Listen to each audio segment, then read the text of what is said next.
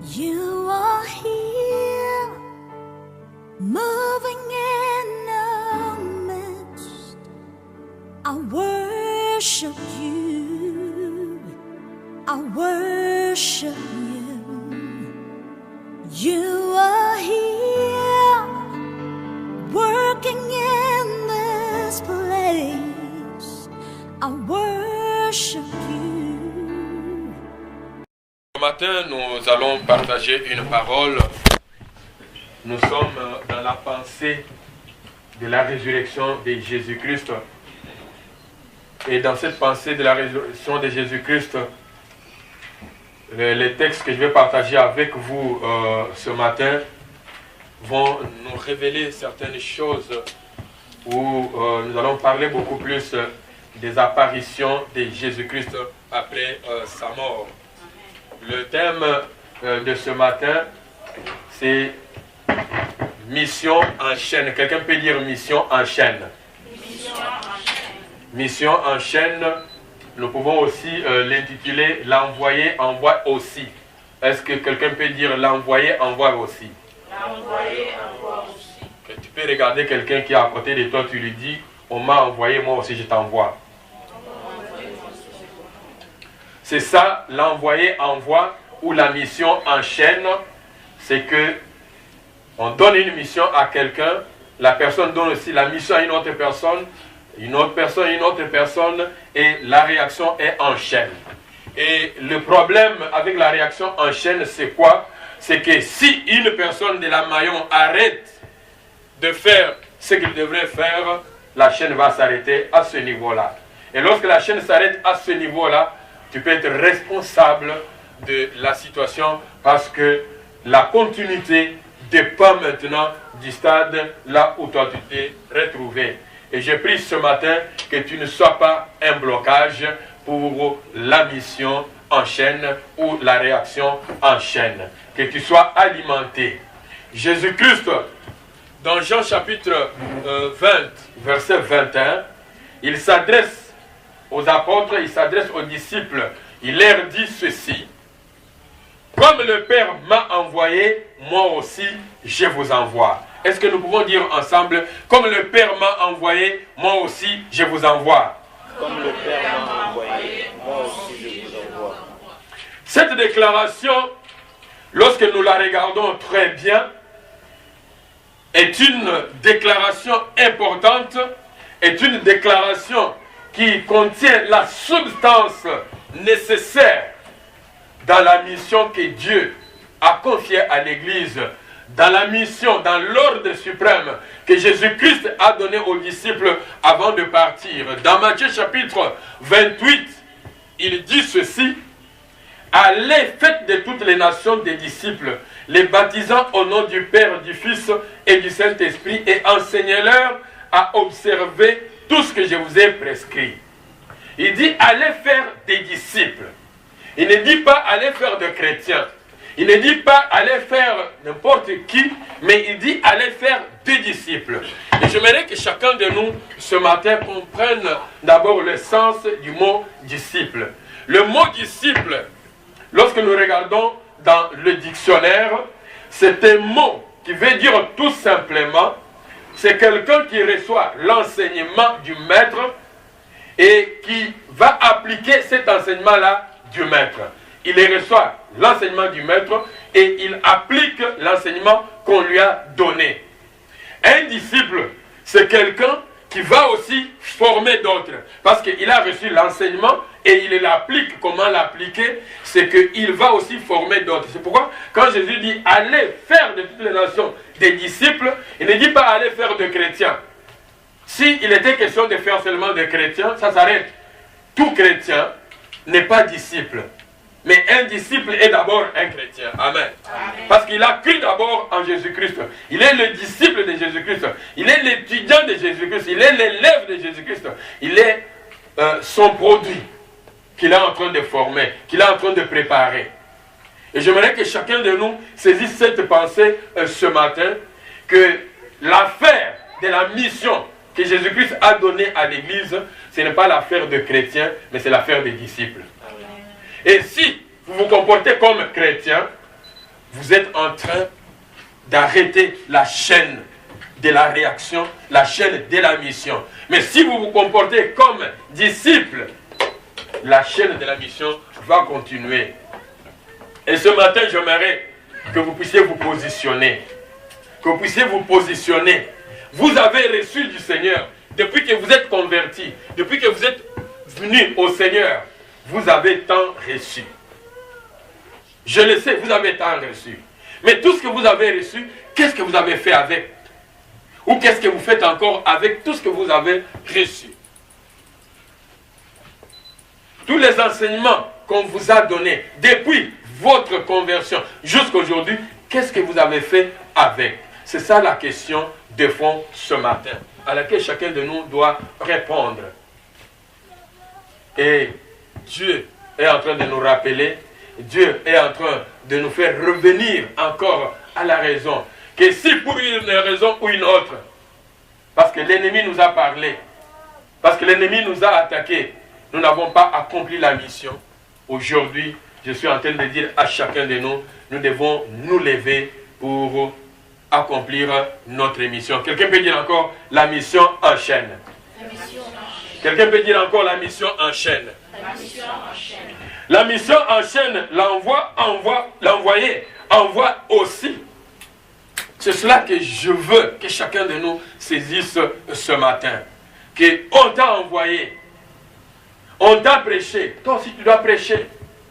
On t'a gagné au Seigneur, toi aussi tu dois gagner d'autres personnes au Seigneur. Et je suis en train de dire encore à quelqu'un ce matin, que si vous me suivez attentivement ce matin, avec les oreilles spirituelles, si vous me regardez avec les yeux spirituels, vous ne me verrez pas, mais vous verrez Dieu en train de vous parler. Vous ne m'entendrez pas, mais vous entendrez Dieu en train de vous parler. Et vous vous mettrez réellement à l'action. Et si vous vous mettez à l'action, dimanche prochain, nous ne serons pas au nombre que nous sommes ici.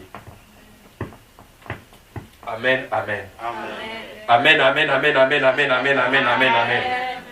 Nous ne serons pas au nombre que nous sommes ici parce que chacun de nous prendra la résolution de regarder. Il dit, je vois mon frère n'était pas venu. Je vois ma soeur n'était pas venue. Je vais l'appeler. Je vais lui envoyer un message. Si je nous posais la question maintenant, pendant toute la semaine,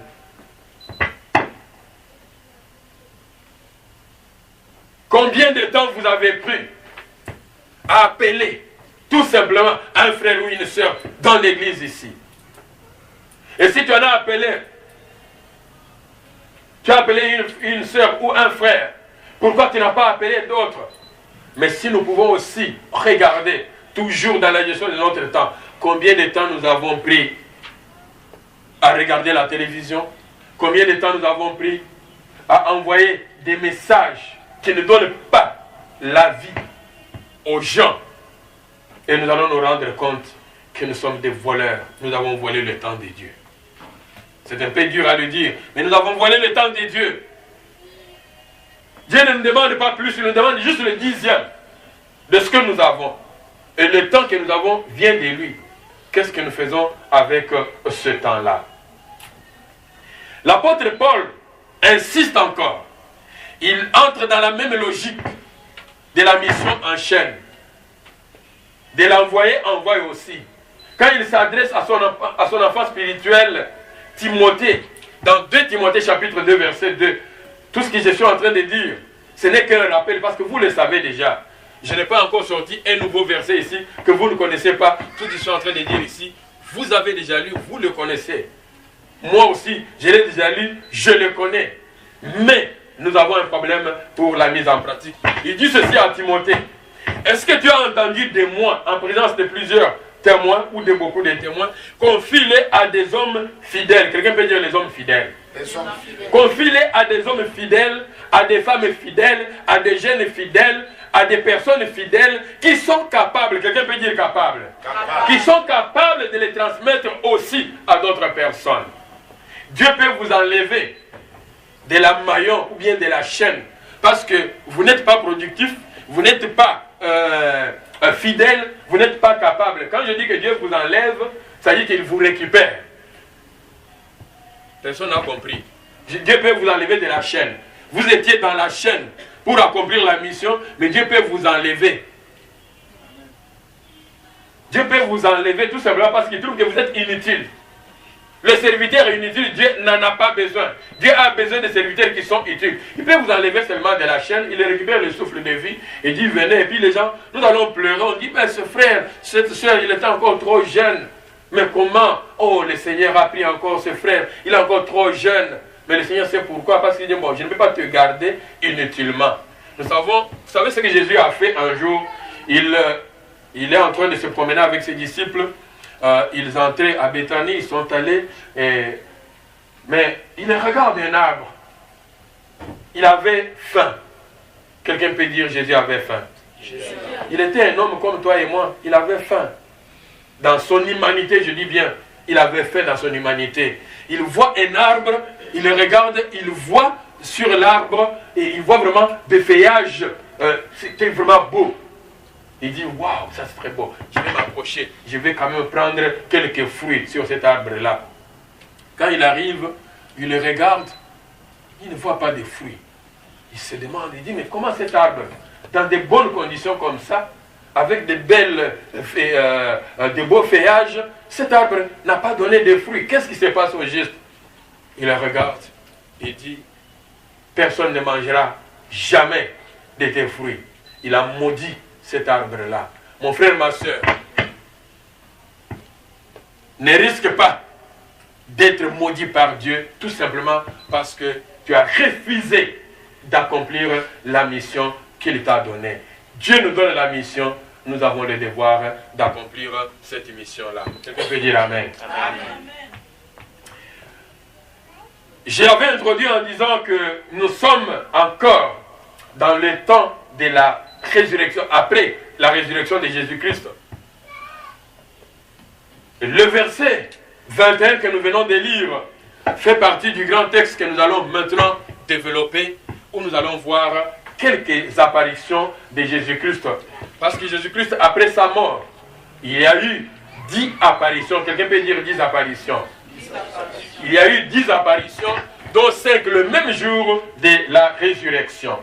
Et lorsque nous prenons toutes les Écritures, disons tous les évangiles, nous allons totaliser. Vous pouvez prendre une photo de cela, ça vous aidera d'aller, parce que je ne vais pas m'attarder là-dessus. Tout simplement, Jésus a apparu à Marie de Magdala, aux femmes qui revenaient du sépulcre, à Pierre, aux 2 disciples qui allaient à Emmaüs. Il a apparu aussi aux apôtres ou aux disciples, alors que Thomas était absent. Et il a apparu en présence de Thomas. Il a apparu aux 7 qui étaient au bord de la mer de Tibériade, aux apôtres et à plus de 500 frères. C'est écrit dans les Saintes Écritures. Il a apparu à Jacques, il a apparu aux disciples plusieurs fois. Mais dans ce texte que nous allons voir aujourd'hui, ce sont les 3 apparitions qui sont en rouge. Ce sont ces apparitions-là que je vais partager avec vous ce matin. Et sachant, et regardez cela à votre esprit, qu'à chaque apparition de Jésus-Christ, il a donné toujours un message, il a donné une mission, il a donné des instructions. Amen. Amen. Et la question que tu dois te poser, la question que je peux me poser aussi comme berger, est de savoir si tu as déjà reçu Jésus dans ta vie, si tu as déjà rencontré Jésus dans ta vie, si Jésus t'est déjà apparu dans ta vie, certainement il t'a donné une mission, certainement il t'a donné des instructions. Mais il reste à savoir qu'est-ce que tu as fait avec ces instructions, qu'est-ce que tu as fait avec, ces enseignements qu'il t'a donnés, ces révélations qu'il t'a données, qu'est-ce que tu as fait avec. C'est ça le problème de fond que nous allons exploiter encore aujourd'hui. Nous allons voir avec la première apparition ici. Jésus apparaît à Marie de Magdala. Et selon les Saintes Écritures, cette femme est la première à voir Jésus après la résurrection. Mesdames, vous êtes les bienheureuses. Amen. Vous êtes les bienheureuses. Pendant ce temps-là, les hommes étaient dans la chambre haute en train de prier. Amen. Probablement la prière de la peur. Vous savez, il y a la prière de la peur. Hein? Oui. on a peur, on n'est pas capable de sortir, aller devant, nous allons nous cacher, nous allons nous cacher dans la chambre, on ferme toutes les portes, on est en train de prier. Nous avons peur.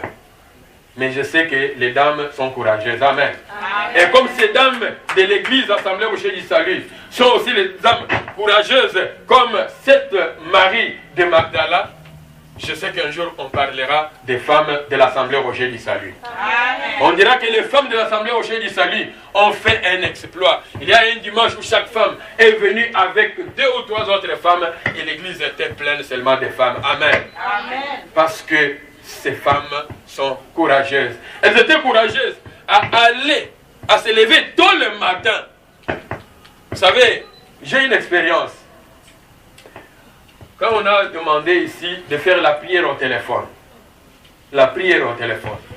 je vous l'ai dit sincèrement, quand Christine se lève le matin à 5 heures pour aller faire la prière, je suis vraiment dans le sommeil. Amen. Amen. Je suis dans le sommeil à 5 heures là. Et je dis souvent, quand elle s'en va, je dis, oh Seigneur, bénis-la. Bénis-la. Je sais, les dames sont fortes. Et les hommes de cette église ici, quand on a initié la prière au téléphone, je sais qu'il y a beaucoup des hommes qui ne sont pas là aujourd'hui, mais ils ont échoué lamentablement. Mais les mamans ont réussi. Est-ce que nous pouvons applaudir pour cela? Les mamans ont réussi. Et le samedi, à 5 heures, les mamans se réveillent pour prier. Et elles ne se réveillent pas pour prier pour elles-mêmes, elles se réveillent pour prier pour nos familles, pour l'église, pour tout cela. Et je dis, les mamans sont formidables. Elles sont magnifiques. Elles sont courageuses. Et ce que ces dames-là ont fait, alors que Jésus est mort, mais elles se sont déplacées. Tôt le matin, ils sont allés jusque là où Jésus-Christ était enterré. Et cette femme a eu cette grâce-là. Et je vais te dire, mon frère, ma soeur, si tu es quelqu'un qui se lève tôt le matin pour aller dans la prière, tu peux avoir une grâce de rencontrer Jésus-Christ. Amen. Amen. Quand je dis rencontrer Jésus-Christ ici, c'est-à-dire que tu peux avoir une grâce d'avoir des révélations. Parce que tu te réveilles tôt le matin. Pendant que les autres sont en train de dormir, tu te réveilles tôt le matin, tu vas recevoir des révélations. Amen. Ceux qui nous gouvernent dans ce monde ici, ce sont les gens qui dorment tard et qui se réveillent tôt. Mais la plupart de ceux qui sont gouvernés, ce sont ceux qui dorment tôt et qui se réveillent tard. C'est le secret que je suis en train de donner encore à quelqu'un ce matin, que si vous voulez demeurer quelqu'un qu'on va toujours apprendre comment il faut boire de l'eau, comment il faut manger, comment il faut faire ceci, tu resteras à ce point-là, dors beaucoup, et tu resteras toujours comme ça. Mais si tu veux apprendre beaucoup, si tu veux faire plus, ne dors pas beaucoup. Prends beaucoup de temps à lire, prends beaucoup de temps à travailler. Le succès n'est pas un cadeau. Le succès n'est pas une grâce. Amen. Amen. Beaucoup de chrétiens, nous aimons beaucoup la grâce. Moi aussi j'aime la grâce. Nous aimons beaucoup la facilité. Mais je vais vous dire que ceux qui veulent l'excellence dans leur vie, ils doivent travailler dur. Ils doivent travailler fort. Et si nous ne travaillons pas fort, si nous ne lisons pas, regardez les gens. Parfois nous disons, mais le médecin, il touche beaucoup d'argent. Il touche beaucoup d'argent pourquoi? Parce qu'il a payé le prix. Il a payé le prix. Regardez les syllabus qu'il a lus. Regardez un avocat, les syllabus qu'il a lus. Regardez, aujourd'hui, un conseiller d'un président, on lui donne un document de 450 pages, on lui dit, bon, dans 2 jours, tu lis ce document ici, dans 2 jours, tu viens me donner le rapport. Quand je dis 450 pages, hein, mais nous ici, pour la plupart des temps, si j'ai posé la question à chacun de nous, c'est entre nous, frères et sœurs, amen. C'est entre nous. Si j'ai posé à chacun de nous ici, quel est le dernier livre que tu as lu dans ta vie, cette année ici, le dernier livre que tu as lu, et qui peut être un livre de 200 pages, tout simplement. Et si je fais vraiment une étude très profonde ici, la plupart d'entre nous ici, nous n'avons même pas eu le temps de lire un livre, c'est-à-dire lire du préface du livre jusqu'à la conclusion du livre. Nous n'avons pas eu le temps là. Mais je vous invite, mes bien-aimés dans le Seigneur, nous devons lire, nous devons apprendre beaucoup de choses. Car c'est en lisant.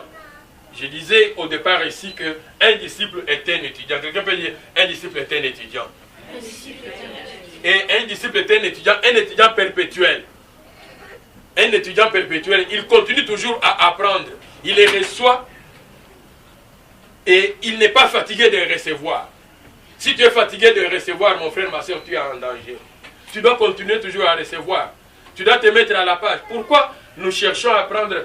Moi, j'ai toujours mon téléphone là. Du côté du téléphone là, je n'ai pas de problème. Je reste là où je suis. Mais de l'autre côté, ils cherchent toujours à apprendre. Je vois des gens qui changent de téléphone. Ah, maintenant, c'est des nouvelles options.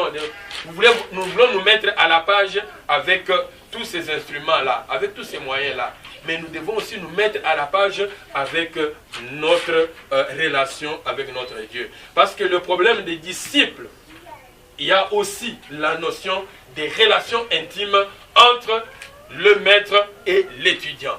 Une relation intime. Et je vais nous poser la question de savoir si nous avons une relation intime avec Dieu. Est-ce que nous avons une relation intime avec Dieu? La personne avec qui nous avons la relation intime, nous passons beaucoup de temps avec cet homme-là. Est-ce que nous passons beaucoup de temps avec ce Jésus-là? Est-ce que nous passons beaucoup de temps avec ce Dieu-là, dans la prière et dans la lecture de la parole?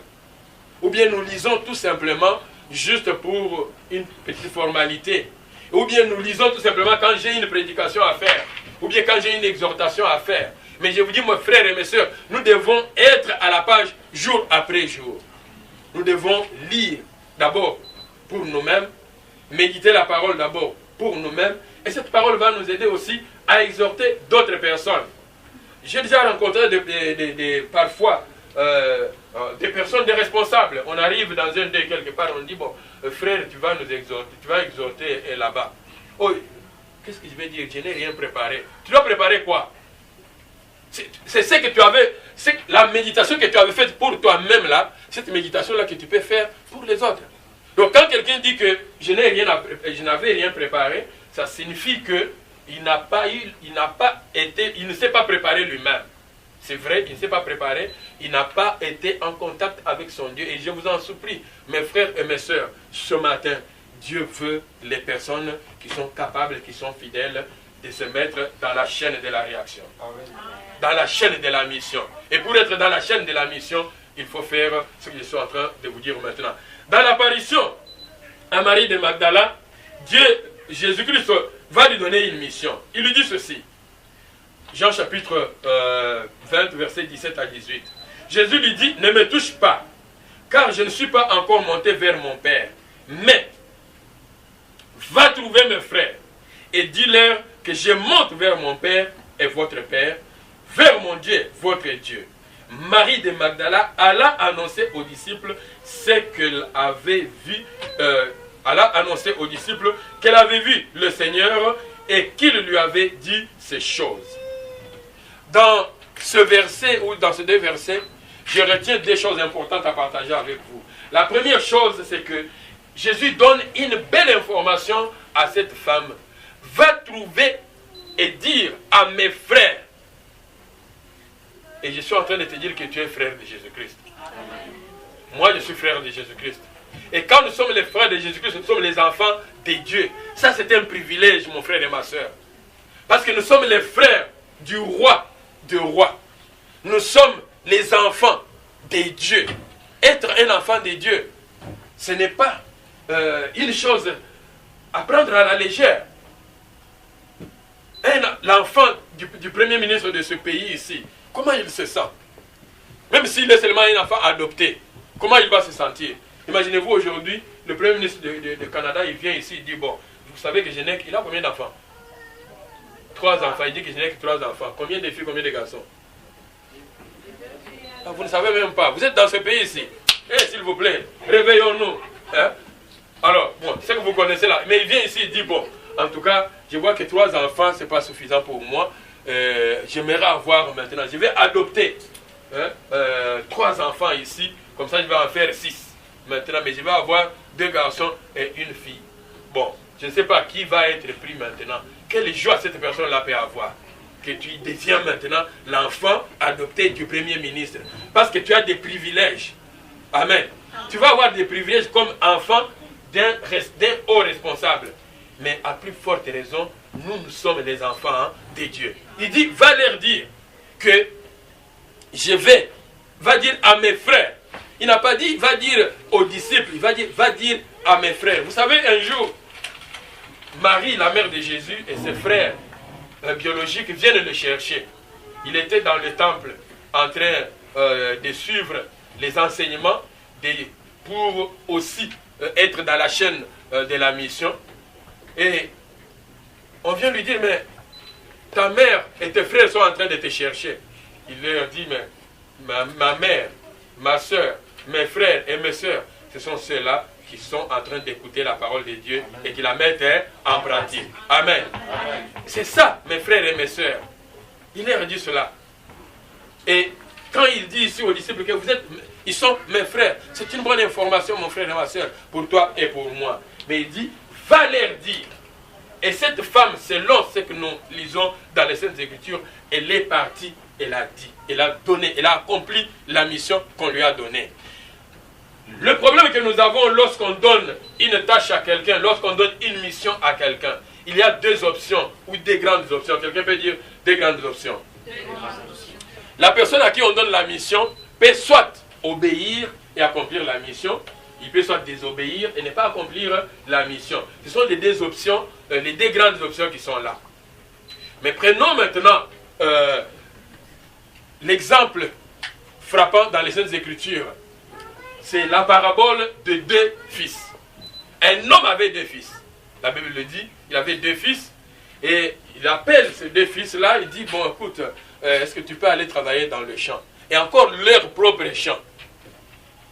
Comme nous pouvons aussi, dans nos familles, on nous demande parfois de faire certains travaux, mais qui contribuent à l'épanouissement de la famille. Ce père appelle le premier fils dit non, je n'irai pas. Mais dans la parabole, il est écrit que ce garçon qui a dit que je n'irai pas, par la suite il s'est repenti. Quelqu'un peut dire la repentance. Et je vais dire à quelqu'un aujourd'hui, si Dieu vous a donné la mission et que vous avez refusé d'accomplir la mission, la première option qui est devant toi maintenant c'est la repentance. Commence par te repentir. Commence par te repentir. Répands-toi et va accomplir la mission. Ne va pas seulement accomplir comme ça, mais commence d'abord par te repentir. La Bible dit que cet homme, le jeune homme, s'est repenti et il a accompli la mission. Mais l'autre, qui au départ avait dit, oui, papa, je vais partir. Qu'est-ce qu'il a fait par la suite? Il n'est même pas parti. Il y a toujours des gens comme ça. Qui veut faire ceci? Ah, moi je vais faire. Qui veut faire cela? Moi je vais faire. Qui veut faire cela? Moi je vais faire. Mais quand on va maintenant dans la pratique, il ne fait rien. Autant n'est pas, la Bible nous dit ceci, autant n'est pas faire un vœu que d'en faire un sans pouvoir l'accomplir.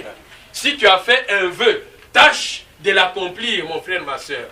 Ne fais pas un vœu sans l'accomplir. Tu as promis, accompli ce que tu as promis. Et ici, beaucoup de gens qui refusent même d'accomplir la tâche, qui refusent d'accomplir leur mission, la plupart, ils ont des raisons. Ce sont les messieurs ou les madames raison. Quelqu'un peut dire monsieur, madame raison. Ils sont toujours monsieur, madame raison. Ils ont toujours des excuses. Il y a toujours des excuses. Je suis fatigué, j'avais ceci, j'avais cela, j'avais ceci, j'avais cela. Mais quand le chat entre dans la maison, jusque dans la chambre, là on crie, pasteur, là on crie. Non, le cancrélat entre, là on crie. Là on n'est plus fatigué, on ne peut plus dormir. Je vous dis, mes frères et mes sœurs, ce matin, nous avons le devoir, nous avons l'obligation de mettre de côté tout ce que nous pouvons appeler les fausses excuses, ou bien les faux arguments, les faux raisonnements. Le faux raisonnement, c'est quelqu'un qui est en train de réfléchir.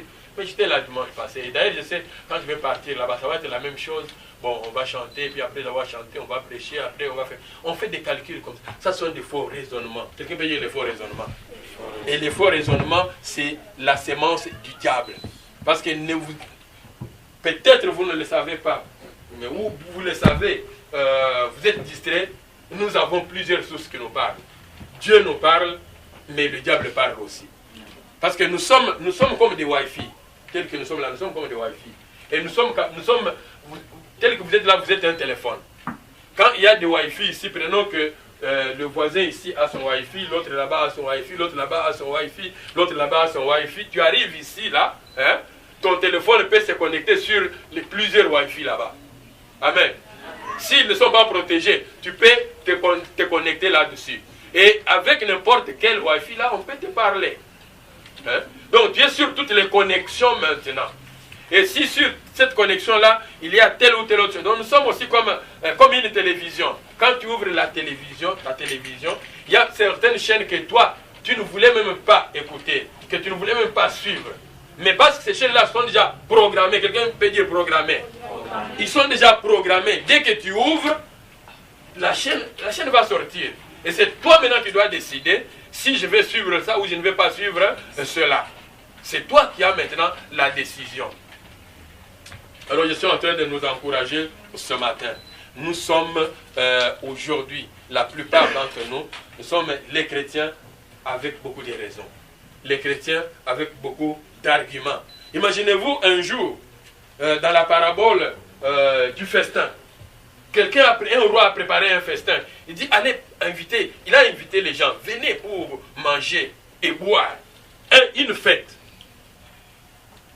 Qui n'aime pas qu'on l'invite ici? Je connais des gens qui, parce qu'on ne l'a pas invité dans un mariage, on ne l'a pas invité dans l'anniversaire même de l'enfant comme ça, il en fait un problème. Il en fait un problème, on ne m'a pas invité. Il a invité, mais il a invité tel, il ne m'a pas invité. Vous savez, les invitations là, des fois, c'est problématique, des fois. On commence à choisir, mais on va inviter celui-ci, ah bon. Mais on calcule aussi le nombre de places, tout ça. Mais cet homme a dit, il a invité tout le monde, beaucoup de gens. Mais il y a des gens qui ont donné des raisons impossibles. Si vous lisez ce passage-là dans les Saintes Écritures, il y a quelqu'un qui a dit, oh, je viens de me marier. Mais tu viens de te marier, viens avec ta femme. Comme ça, on va vous voir, vous êtes de nouveaux mariés, vous entrez aussi dans la fête, vous mangez bien. L'autre a dit, non, j'ai un champ. Pour aller seulement dans la fête, tu manges et puis après, tu vas aller dans ton champ. Et tu auras même la force. Après avoir mangé, tu vas dans ton champ. Mais il y a beaucoup de gens qui ont présenté des excuses. Et l'homme a regardé, il a dit, moi j'ai déjà préparé la nourriture, les gens doivent manger. Amen. Il a dit, j'ai préparé, les gens doivent manger. Dieu a déjà préparé, Dieu a déjà un plan. Ce qu'il a déjà promis, ça va réellement s'accomplir. Il a dit, allez dans les rues. Allez chercher tous les chèques qui sont dans les rues, tous les sans-abri qui sont dans les rues là-bas. Allez les prendre, ils vont venir manger. Pensez-vous, vous allez prendre quelqu'un dans la rue là-bas, et les sans-abri, on lui dit, voilà, vous venez, vous allez manger, mais c'est dans la maison du roi. Vous allez manger, et la nourriture là, il y a tout ce qu'il faut. Les gens ne vont pas refuser. Et les gens sont venus, ils ont mangé. Cet homme a continué sa fête. Donc ce matin, je suis en train de dire à quelqu'un au milieu de nous, que comme Marie de Magdale a accompli sa mission, Jésus l'a envoyé, elle est partie, toi aussi on t'envoie, tu dois partir, tu n'as pas d'autre option. Amen. Deuxième apparition, ici, dans ce texte ici, c'est la 5e dans l'ordre chronologique, c'est l'apparition de Jésus devant les disciples. Il entre là où se trouvaient les disciples, réunis dans la chambre haute, et il leur parle. Quand il leur parle, il leur dit, comme mon Père m'a envoyé, moi aussi, je vous envoie. Comme mon Père m'a envoyé, moi aussi, je vous envoie. Mais, parce que Jésus qui donne la mission, il connaît aussi les dangers. Il connaît aussi les enjeux qui sont sur le terrain. Qu'est-ce qu'il a dit? Il leur a donné la provision. Quelqu'un peut dire la provision? La provision. Et il n'y a pas une provision importante, suffisante, meilleure, excellente que le Saint-Esprit. Nous pouvons avoir l'argent. Nous pouvons avoir l'argent aujourd'hui pour équiper cet espace ici, comme nous cherchons même à déménager là, pour déménager, trouver un bel espace. Mais si le Saint-Esprit n'est pas avec nous, si le Saint-Esprit n'est pas dans cette affaire-là, tout ce que nous allons faire, c'est pour notre ventre. Amen. C'est pour notre ventre. Ce n'est pas pour le salut des hommes. Mais si nous voulons travailler pour le salut des hommes, nous avons besoin du Saint-Esprit. Jésus-Christ, dans ce texte, après avoir dit, comme mon Père m'a envoyé, moi aussi je vous envoie, au verset 22, il souffle sur elle, il dit, recevez le Saint-Esprit. Et ce matin, je prie que si tu n'as jamais reçu le Saint-Esprit, reçois le Saint-Esprit. Beaucoup de gens attendent la Pentecôte maintenant pour recevoir le Saint-Esprit. Le jour de la Pentecôte, Esprit descend sur nous, l'Esprit descend. Mais aujourd'hui, jour après jour, mon frère, ma soeur, cherche le Saint-Esprit. Renouvelle ton onction, n'attends pas. Bien sûr que chaque année nous organisons, bon, on va prendre 7 jours de jeûne et prière. Nous nous préparons pour le Saint-Esprit. C'est bien, c'est pas mauvais. C'est le programme liturgique. Nous devons suivre ce calendrier liturgique. Mais ils sont en train de dire à quelqu'un ce matin que n'attendons pas seulement ce jour-là pour recevoir le Saint-Esprit. Jésus avait promis aux disciples, il leur avait dit, il a promis avant l'ascension, il leur dit, attendez, Matthieu, Actes des Apôtres, chapitre 1, verset 8, attendez d'abord que le Saint-Esprit survienne sur vous. Parce que quand le Saint-Esprit surviendra sur vous, vous aurez de la puissance. Et vous allez bien témoigner, vous allez accomplir la mission. Il leur dit, attendez d'abord, parce qu'il sait que c'est très important. Mais déjà ici, à cette apparition, il le dit encore. Ça, c'était encore une autre apparition. Il le dit encore. À chaque apparition, Jésus a un message pour toi. Jésus a un message pour moi. Est-ce que tu saisis ce message-là ou tu ne le saisis pas? Il leur dit, recevez le Saint-Esprit. Ce matin, ma prière est que tu puisses recevoir le Saint-Esprit. Et pour recevoir le Saint-Esprit, tu dois être connecté. Connecté avec ce maître-là. Parce que tu es son disciple. Tu es en relation intime avec lui. Et c'est lui qui va te le donner. Moi, je n'ai pas le Saint-Esprit à te donner. Mais c'est lui qui donne. Amen. C'est lui qui donne. Moi, je peux t'imposer les mains. Mais c'est lui qui donne. Et quand je t'impose les mains, s'il refuse de donner, tu n'auras rien. Mais s'il accepte de donner, il va donner. Et bien, il peut donner aussi sans même que je t'impose les mains. J'ai déjà donné des témoignages ici plusieurs fois. Moi, j'ai fait l'expérience de parler en langue. Non pas devant mon pasteur, non pas devant la personne, un responsable quelconque. J'étais seul dans mon temps de prière, une matinée, un matin, prière dans un réfectoire là, sur le campus. Je suis là en train de prier et je vois l'Esprit du Seigneur me saisir. Je commence à parler en langue. La première fois que j'ai parlé en langue. Alors que nous avions fait cette semaine du Saint-Esprit. Nous avions fait après cette semaine du Saint-Esprit, on a prié sur les gens. Il y a des gens qui ont eu des manifestations que moi je n'ai pas vues. Bon, mais les formateurs nous exhortaient, nous disaient qu'il y en a qui sentent les choses tout de suite et il y en a qui ne les sentent pas. Mais sachez que le Saint-Esprit est déjà en vous. Et je suis certain que le Saint-Esprit est en vous. Il est tout simplement de le réveiller. Et vous le réveillez par vos temps de prière. Prenons le temps de prière. Je vais aller rapidement à la troisième apparition ici. La troisième apparition, c'est quand Jésus apparaît maintenant en présence de Thomas. Quand Jésus est venu la première fois ici, rencontrant les disciples qui étaient dans la maison, Thomas était absent. Et Thomas est l'un des apôtres de Jésus-Christ. Ça, c'est très important. Retenez ceci. Que même ceux qui viennent à l'église depuis 20 ans, il y a encore des incrédules. C'est dur à le dire, mais c'est vrai. Il y a encore des incrédules, même les gens qui sont dans l'église depuis 20 ans. Et même ceux qui sont plus proches, ils sont plus proches même du pasteur. Ils peuvent être des anciens ou des diacres, mais il y en a qui sont encore dans l'incrédulité. Qui ne croient même pas à ce qu'ils sont en train de faire. Et quand vous ne croyez pas à ce que vous êtes en train de faire, sachez bien que le travail que vous allez faire ne va pas donner de bons résultats. Parce que vous n'êtes même pas convaincu vous-même. Quand vous allez pour prêcher quelqu'un, soyez d'abord convaincu de ce que vous allez dire à la personne. Si vous n'êtes pas convaincu, vous ne pourrez même pas parler à haute voix devant quelqu'un. Les signes pour savoir que la personne qui parle ici n'est pas convaincue de ce qu'il est en train de dire, c'est quoi? La voix va commencer à baisser. Quand quelqu'un est convaincu de ce qu'il est en train de dire, il le dit avec aisance. Il le dit avec fierté. Mais quand quelqu'un commence à dire, tu sais, Jésus-Christ, ça commence à descendre. Même moi j'ai été aussi enseignant. Je sais comment détecter un élève qui connaît la matière ou il ne connaît pas. Les récitations. Ici, vous ne faites pas des récitations. Hein. Nous, on faisait des récitations. Les animaux malades de la peste, un mal qui répand la terreur, un mal que le ciel en sa fureur inventa pour punir les crimes de la terre. Vous connaissez ça? Ah, vous ne connaissez pas, parce que vous ne faites pas des récitations ici. Mais nous, on faisait des récitations. Je me souviens, cette récitation que je vous dis ici, c'est très long. Je vous dis bien, c'est très long. J'ai donné ça à moi ce jour-là. Il a échoué plusieurs fois. Plusieurs fois, il a échoué. Donc, c'est très long. Mais il fallait le retenir. Et quand tu l'as retenu, quand tu viens, tu es là devant maintenant les autres élèves pour le réciter. Si tu l'as bien maîtrisé, tu as la fierté. Mais si tu ne l'as pas bien maîtrisé, tu n'as pas la fierté de le faire. Et ce matin, je suis en train de dire à quelqu'un, nous ne venons pas ici pour faire des fables de La Fontaine. Mais nous venons ici pour être assurés. L'assurance que ce que je proclame, je le sais et je peux le défendre.